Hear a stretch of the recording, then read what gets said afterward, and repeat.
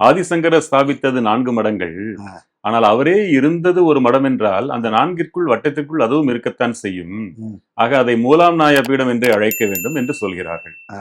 ஆனால் அப்பேற்பட்டவரிடமே உங்களுடைய குருநாதர் ஞானானந்தகிரி சுவாமிகளை பற்றி ஒரு பெயர் சொல்லி சொல்லும் போது, நாங்களே அவரை தாத்தா சுவாமிகள் என்று அழைக்கிறோம், ஆமா, ஆமா, நீங்கள் பெயர் சொல்வீர்களோ என்று ஆமா. சொல்வார். ஆமா.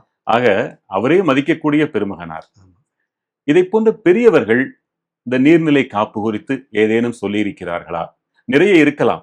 ஏணிப்படிகளில் மாந்தர்களோ, தெய்வத்தின் குரலோ, படிக்காதவர்கள் பலர் இருப்பார்கள். சுருக்கமாக ஒரு சில வரிகள் சொல்லுங்க.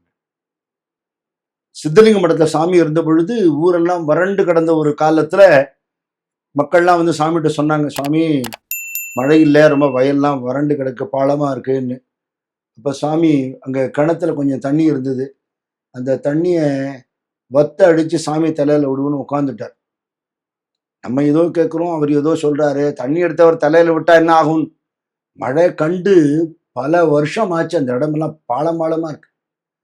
சாமி தலையில எல்லாரும் ஜலம் கொட்ட கொட்ட கொட்ட வானம் கருத்து விடாத மழை 3 நாளைக்கு பொழிஞ்சு எங்க பார்த்தாலும் வெள்ளக்காடா இருந்தது. சாமி அந்த கணத்தை காமிச்சு, இதுல கங்கை வற்றாது இருக்க செய்வோம்னு சொன்னார்.